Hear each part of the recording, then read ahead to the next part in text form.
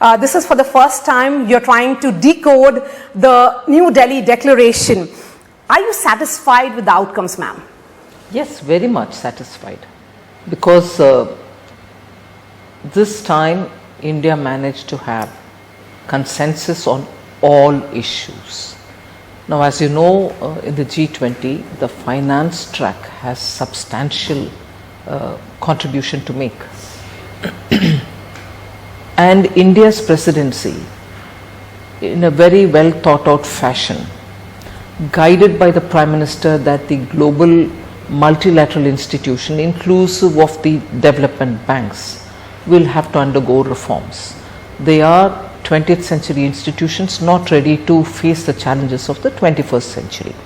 So he's been consistent in calling for reform of all the Bretton Woods institution, and if Bretton Woods institutions will have to be going through the process of reform, G20, which is essentially a financial forum, economic forum, will have to take a call on it, is the thought that we had, and we went in with an agenda which included primarily those where most countries will have to work together. So MDB reforms is one such, crypto is another, because it's no good because it's so technology driven. It's no good if countries do any isolatory attempt at either regulating or staying out of it by banning and so on. So both those agendas clearly were for collective action, and to have a collective action agreed upon, you needed pithy discussion, substantive things on the agenda to talk about. And when you put on agenda, you just can't leave it there, you need to suffuse it with a lot of content, and that's exactly what we did.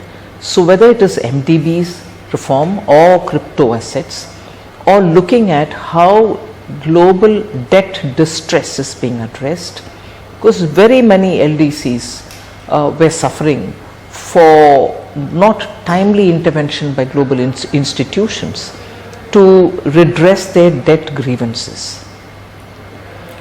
With COVID and with also the war, you have middle income countries also suffering with debt. So it couldn't be that we have an institution like IMF or we have the World Bank, but countries are not getting timely redressal. So that is something which we wanted to take up, all the more because Honorable Prime Minister had picked up on being the voice for the global South.